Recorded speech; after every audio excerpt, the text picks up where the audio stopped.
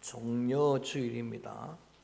예수님이 십자가 지시기 한 주간 전에 새끼 나귀, 아주 어린 나귀를 타시고 예루살렘에 입성하실 때 많은 사람들이 손에 종려가지를, 팜트리입니다. 종려가지를 흔들고서 주님을 맞이합니다. 그때 외친 찬양이 시편 118편의 말씀 그대로입니다. 따라합니다. 호산나. 그래서 오늘 제목을 호산나라고 그냥 그대로 붙였습니다. 호산나 찬양대에서 호산나 찬양을 했고 설교도 그냥 호산나입니다. 오늘은 그냥 호산나입니다. Save us now. 지금 우리를 구원해 달라고 하는 외침입니다. 예수님을 구원자로 그들은 맞이하는 겁니다. 다윗의 자손이여라고 하는 이러한 고백도 다윗의 줄기 다윗의 뿌리 그건 구약의 예언대 메시아입니다. 예수님을 그리스도로 메시아로 영접하는 그런 주일입니다. 그래서 팜 선데이, 종려주일 또는 고난주일이라고 그렇게 부릅니다. 예수님이 종려 가지를 흔들며 맞이하는 이 종려주일의 사건, 오늘 예루살렘 입성하는 사건은 정말 중요한 사건이어서 사복음서에 다 기록되어 있습니다. 우리 마태복음에는 11장에, 누가복음에는 19장에, 요한복음에는 12장에 다 기록된 중요한 말씀인데 대부분 이 사건이 기록된 말씀에는 한결같이 뭐라고 기록하느냐, 이건 우연의 사건이 아니었다, 바이찬스가 아니라는 이야기입니다. 그러면서 5절 오늘 읽어볼까요? 이렇게 말씀하십니다. 5절 말씀 시작. 시온 딸에게 이르기를 내 왕이 내게 임하시나니 그는 겸손하여 낙이 곧 멍에 매는 짐승의 새끼를 다투다 하라. 선지자로 예언하신 말씀을 이루었다. 이거를 여러분 이 병행 구절에서 다 강조하는 것. 그냥 우연한 사건이 아니라 구약의 예언의 성취였다. 특별히 오늘 이 본문 말씀은 주님이 인용하신 또 성경에 인용된 말씀은 스가랴 9장 9절입니다. 스가랴서를 지금 주일날 시간에 번갈아서 고린도후서와 강의를 하고 있는데 말씀드렸듯이 1장에서 8장까지는 구약의 계시록 묵시입니다. 성전을 지어야 될 그들에게 비전을 심어준 거고, 그리고 9장에서 14장까지는 전부 메시아에 대한 예언이에요. 그 중에서 가장 직접적으로 예언한 게 또 유일한 예언에 오늘 종려주일의 사건이 바로 스가랴 9장 9절입니다. 그대로 예언한 겁니다. 내 왕이 내게 임하시나니 그는 겸손하여 낙이 곧 짐승의 새끼를 다투다. 그분은 왕이라고 그렇게 그 예언을 성취하시려고 예수님은 지금 예루살렘에 입성을 하셨습니다. 대부분 왕들은 자신의 권위를 과시하기 위해서 말을 타고 입성을 했습니다. 근데 예수님은 새끼 나귀, 아주 어린 나귀를 타고 입성하시면서 말씀을 이루신 말씀의 성취자였습니다. 그래서 실제로 그분은 만왕의 왕이신데 내 왕이 내게 임하나니, 여기에 왕은 바실루스라고 하는 헬라어로 번역을 했는데 바실레이아, 이 땅의 왕이 아니라 그분은 하나님의 나라, 내 나라는 땅에 있지 않다고 주님이 마지막까지 말씀하셨는데 그 하나님의 나라의 왕, 이 말은 한 나라의 대통령 정도, 임금 정도가 아니라 그분은 따라합니다. 만왕의 왕, 왕 중의 왕, 만왕의 왕, 참된 왕이라고 하는 그런 이야기. 여러분 오늘 기도자도 기도했지만 이 땅에 트럼프는 자기가 정말 왕인 줄 알고 전쟁을 일으켰고 쉽게 끝날 줄로 생각했는데 너무나 지금 복잡해지고 있는 겁니다. 그 계획대로 계산대로 가지 않는 거예요. 지금 중동지 오늘 아침에 신문 뉴스 보고 왔는데 확전이 되고 있습니다. 여러분 친이란 계통의 후티와 또 연합되는 세력들과 또 친이스라엘, 지금 중동은 그런 정말 전체 전쟁의 그 위기 가운데 빠져 있는 거예요. 그 계획대로 흘러가지 않는 겁니다. 여러분 그런 왕이 아니라 지금도 우주를 다스리시는 만유의 주, 만왕의 왕, 그분은 만왕의 왕인데 그런데 그분은 겸손하셔서 스가랴 선지자가 예언한 것처럼 어린 새끼 나귀를 타시고 오신 그러한 겸손의 종임. 그분이 이렇게 입성하시고 십자가를 지십니다. 이게 진정한 리더십입니다. 이게 진정한 왕이라고 하는 그런 의미입니다. 그 주님을 여러분 심령의 왕으로 모시기만 하면은 여러분 누구나 죄 사함을 얻게 될 줄로 믿습니다. 아멘. 누구나 의롭게 될 줄로 믿습니다. 누구나 영생을 얻게 될 줄로 믿습니다. 이 땅에 살면서도 그 주님을 왕으로 모신 심령은 하나님의 나라, 킹덤 오브 갓, 그분이 통치하는 그 나라를 경험하게 될 거예요. 하나님의 나라가 여기 있다 저기 있다 하지 말라. 너희의 마음인 주님 통치받는 마음이 하나님의 나라예요. 그것이 하나님의 나라입니다. 이렇게 주님을 영접한 오늘 함께 예배드리는 여러분들, 우리는 주님의 귀한 자녀가 되었는데, 영접하고 그를 믿는 믿음의 자녀가 되었는데, 오늘 이 사복음서에 다 기록된 이 종려주일의 사건을 오늘 함께 말씀으로 나눌 때, 저는 이 말씀 속에서 늘 종려주일 때마다 말씀을 전해드렸습니다만 세 가지 말씀을 꼭 함께 집중해서 나누려고 합니다. 그 첫 번째가 따라합니다. 명하신 대로. 한 번 더 크게 시작. 명하신 대로. 자, 여러분 오늘 명하신 대로 이 말씀을 집중으로 나눌 때는 누구의 믿음을 주목하느냐 하면은 이름도 나오지 않는 두 제자의 믿음을 조명해 보려고 하는 거예요. 이름도 나오지 않는 두 제자, 지금 삼복음서에 다 두 제자라고 나오는데 이름도 기록 누군지 모릅니다. 자, 1절 한번 읽어볼까요? 1절 두 제자가 나옵니다. 시작. 그들이 예루살렘에 가까이 가서 감람산 벳바게에 이르렀을 때에 예수께서 예루살렘에 이제 입성하려고 가까이 왔는데 감람산에 이르렀을 때에 두 제자를 보내십니다. 그 두 제자의 믿음을 조명하는 겁니다. 근데 두 제자에게 예수님이 명하신 그 명하신 대로 그 말씀이 참으로 황당한 말씀입니다. 자, 2절 읽어볼까요? 2절 함께 읽어봅니다. 시작. 이르시되 너희는 맞은편 마을로 가라. 그리하면 곧 풀어 내게로 끌고 오라. 자, 예수님이 명하신 말씀이, 예수님은 전지하신 분입니다. 여러분, 그 맞은편 마을에 나귀 새끼가 메인 걸 아신 분이에요. 믿습니까? 새끼가 메인 걸 아시는 분이에요. 그리고 예수님이 그 제자들에게 그곳으로 보내시면서 뭐라고 말씀하시느냐? 그 새끼 나귀를 풀어서 내게로 끌고 오라는 거예요. 여러분, 이 명령은, 이 명하신 것은 이성적인 사람은 순종할 수가 없어요. 이치를 따지는 사람은 순종할 수가 없어요. 합리적인 걸 추구하는 사람은 순종할 수가 없습니다. 자, 그런데 6절 봅니다. 6절에 참 은혜로운 그런 표현이 바로 오늘 주목하는 말씀입니다. 시작. 제자들이 가서 예수께서 명하신 대로. 여러분, 제자가 뭡니까? 디사이플십이, 제자도가 뭡니까? 제자는 명하신 대로 하는 거예요. 제자는 말씀대로 하는 거예요. 지금까지 우리의 삶을 돌아보면은 내 생각대로 하는 겁니다. 내 형편 따라 하는 거예요. 그런데 이건 제자가 아니죠. 진정한 제자는 명하신 대로 하는 겁니다. 목사님, 내 생각에는, 여러분, 내 생각일 뿐입니다. 그 내 생각 내세우다가 위험을 당했던 게 열왕기하 5장에 나온 나만 아닙니까? 치료될 수 있는 그런 기회에 여러분, 엘리사 선지자는 요단강에가 7번 씻으라 낫게 될 것이다. 이게 하나님의 처방인데 좀 황당하잖아요. 그래서 내 생각을 앞세우다가 위기를 맞을 뻔했는데 그걸 내려놓죠. 여러분, 진정한 믿음은, 이러한 제자의 믿음은 하나님의 명하신 대로 순종하는 거예요. 이번을 보인 사람이 믿음의 조상 아브라함 아닙니까? 여러분, 합리적으로 이성적으로 따지고 그렇게 해서는 절대 100살 때 아들을 낳았어요. 얼마나 귀하겠습니까? 그 아들이 무럭무럭 자라는 겁니다. 그동안에 아브라함은 한 번도 하나님도 안 찾아요. 거기에 빠져 있었는데 그 아들을 모리아 산에 번제로 하나님께 드리라 할 수 있겠습니까? 그런데 아브라함은 명하신 대로 하는 거예요. 그래서 하나님이 거기에 감탄하십니다. 네가 이제야 나를 경외한 줄 알았노라. 너는 복이 되리라. 내 자손 1000대가 복을 받으리라. 할렐루야. 명하신 대로 하는 거예요. 모세는 여러분 여호수아는 어떻습니까?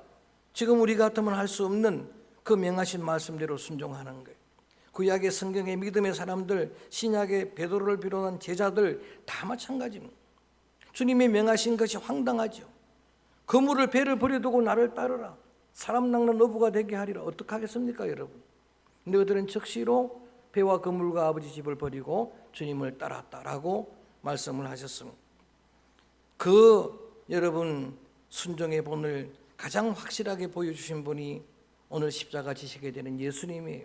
예수님의 사건을 여러분 사도신경으로 고백을 여러분 드렸는데 그 6가지 사건은 전부 성경이 강조합니다. 말씀을 응하려고 기록된 대로 말씀대로, 특별히 십자가와 부활을 예수님이 예고할 때는 인자는 말씀대로 성경을 이루려고 말씀을 응하시려고, 그리고 부활도 마찬가지입니다. 성천도 마찬가지고 아직 이루지 않은 유일한 언약 재림도 파루시아도 말씀대로 임하게 될 줄로 믿습니다. 그러니까 우리가 하는 것은 말씀대로 하는 거예요.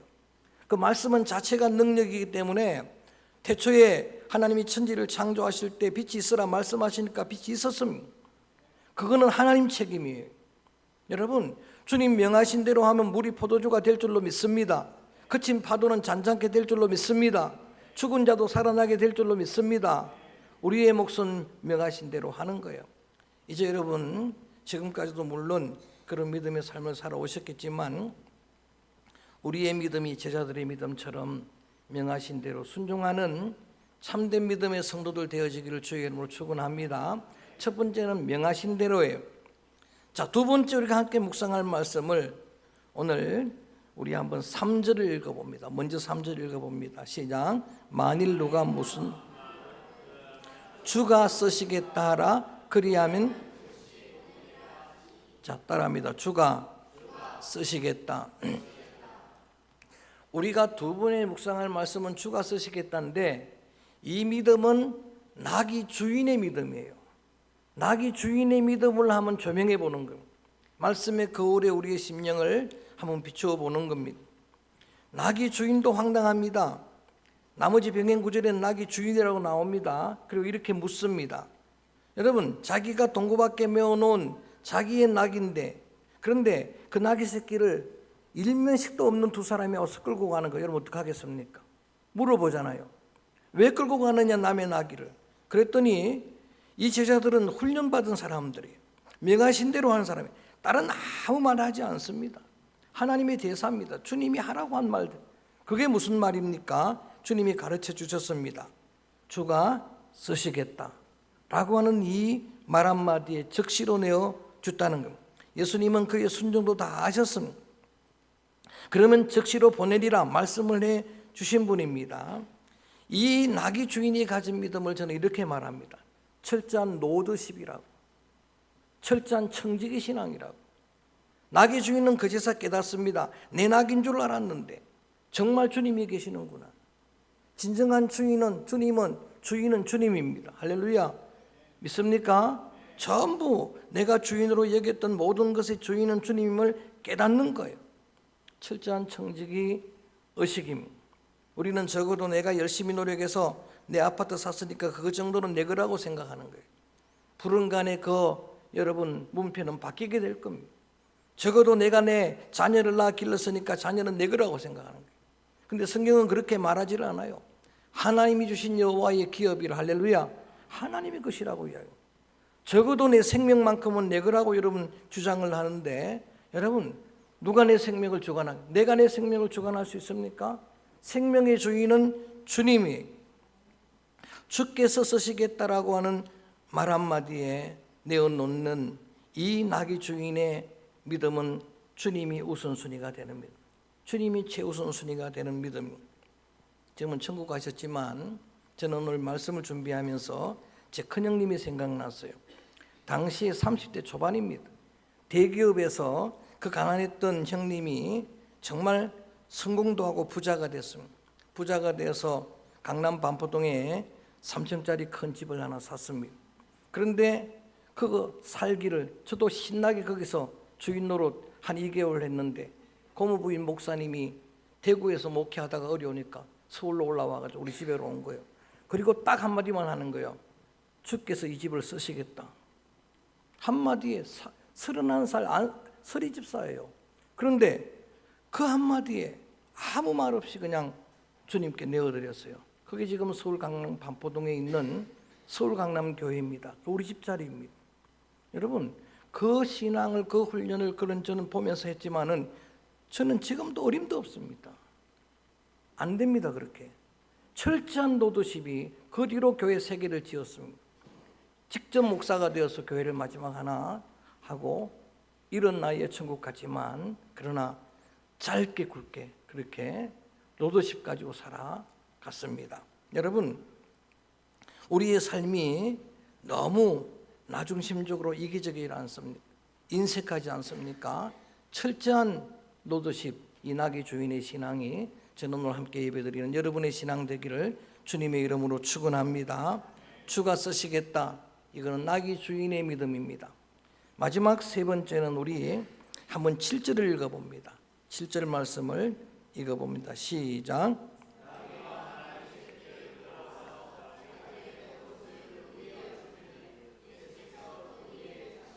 따라합니다. 예수께서 그 위에 타시니라. 오늘 이 세 번째 함께 나누는 말씀은 나귀 입장에서 생각해 보는 거예요. 어린 나귀 입장에서. 그런 미물의 나귀지만은 그 나귀가 얼마나 황당하겠습니까? 자신을 끌고 가는 거예요. 한 번도 멍에 보지 못한 거예요. 저는 어릴 때 소를 키웠습니다. 여러분, 송아지를 타는 주인은 아무도 없습니다. 송아지는 탈 수가 없는 거예요.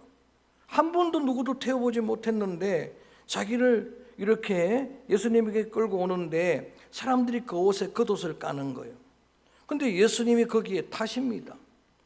좀 좋은 말을 타시든지 좋은 나귀를 타시든지 그 나귀 새끼를 예수님이 타는 거예요.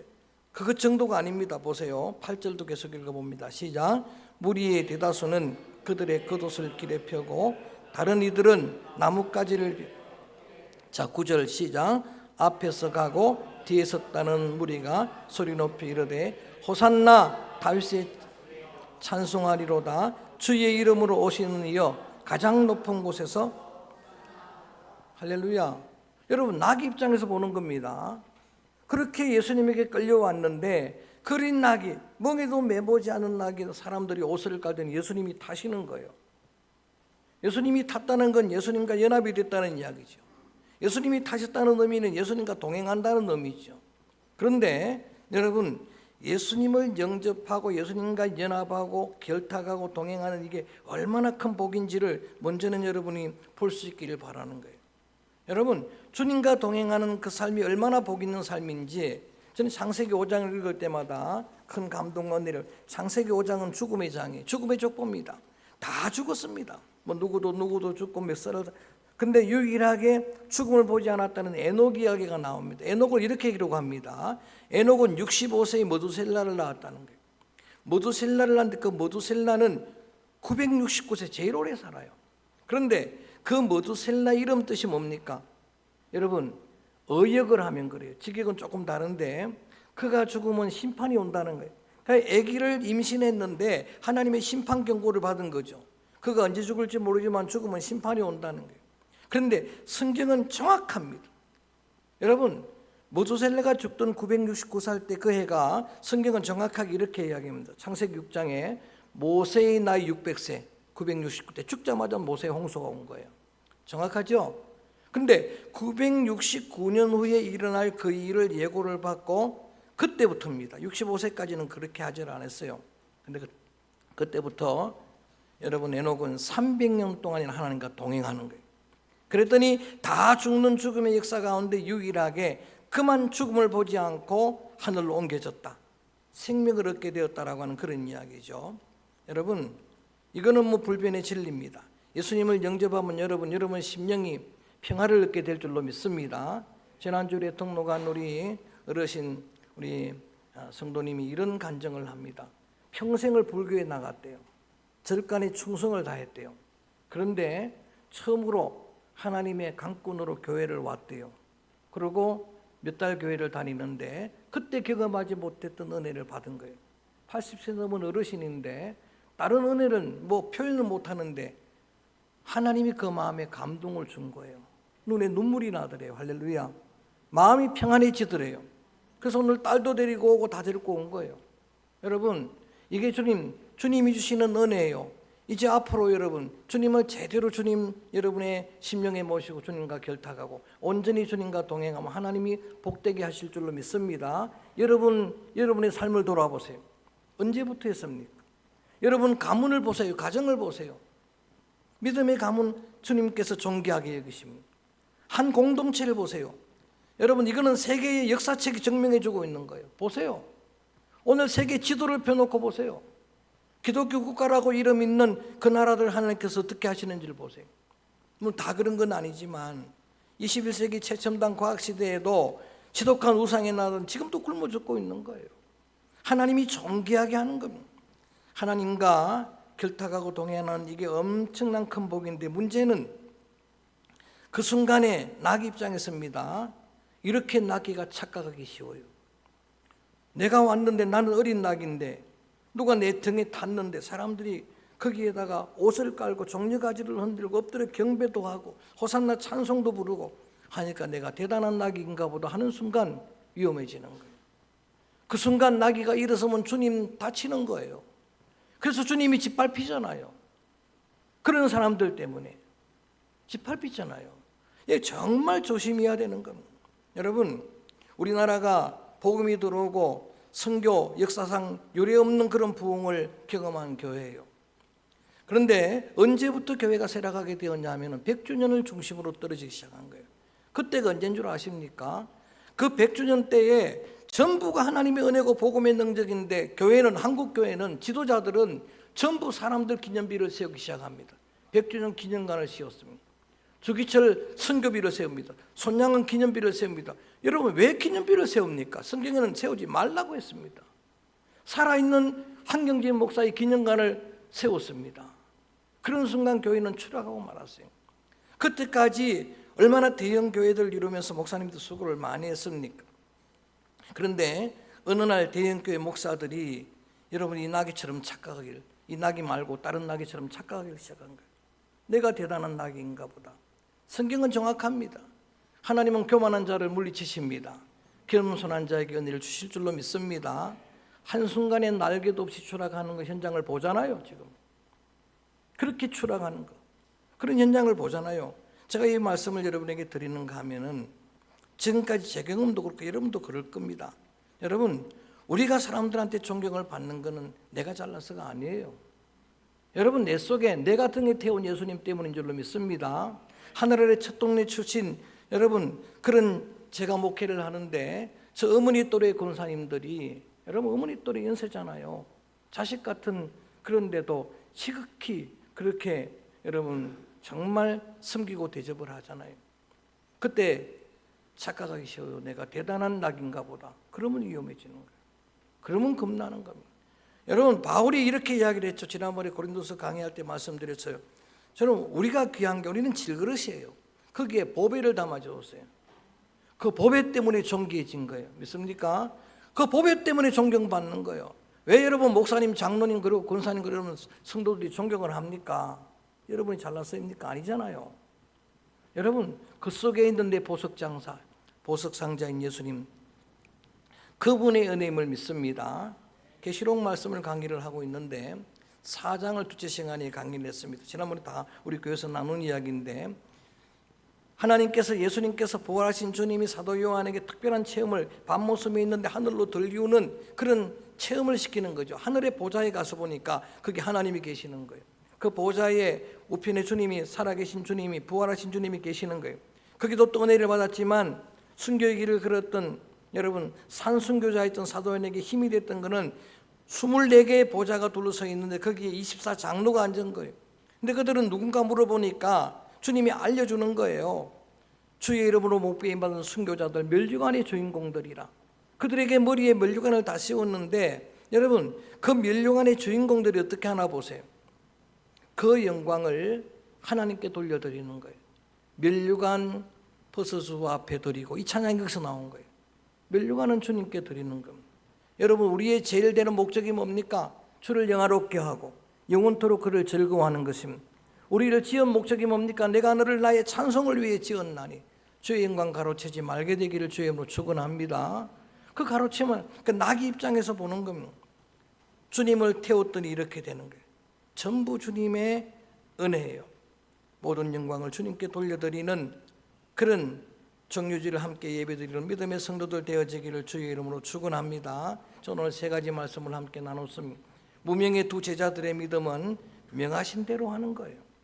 지금까지도 그랬겠지만 앞으로 여러분의 믿음, 모든 삶의 그러한 중심이 말씀대로 순종하는 그런 믿음의 성도들 되기를 바라고, 주가 쓰시겠다 하면 모든 삶의 우선순위를 주님 앞에 돌려놓을 수 있기를 주의 이름으로 축복합니다. 그리고 여러분, 우리가 존경하게 된 것, 우리 가정이, 우리의 공동체가, 이 나라가 수십 년 전에 그렇게 극심하게 가난했던 나라가 정말 여러 가지 많은 여러분 어려운 문제들도 있긴 하지만 세상이 주목하는, 세상이 집중하는 그런 나라가 된 건 전부 복음의 능력, 십자가와 부활의 복음, 주님의 여러분 그러한 은혜인 줄로 믿습니다. 그 다시 주님께 영광을 돌려드리면 저는 한국 교회는 다시 회복된다고 봅니다. 이렇게만 되면은 여러분 다시 우리는 부흥을 경험하게 될 것입니다. 그래서 말씀을 꼭 새기면서 종료주일이기도 하지만 고난주일이니까 주님의 십자가를 한번 묵상하면서 그 말씀대로 하려고 십자가 지신 주님, 7잔 노드십 가지고 주님 앞에 생명까지도 내어놓으신 주님, 그리고 하나님 때문에 주님도 영광 받으셨던 주님의 십자가를 생각하면서 이 고난의 찬양을 부릅니다. 얼마나 아프실까? 주님의 마음, 하나님의 마음, 주님의 몸과 마음, 주님의 십자가를 묵상하면서 이 찬양을 드립니다. 얼마나 아프실까? 찬양합니다.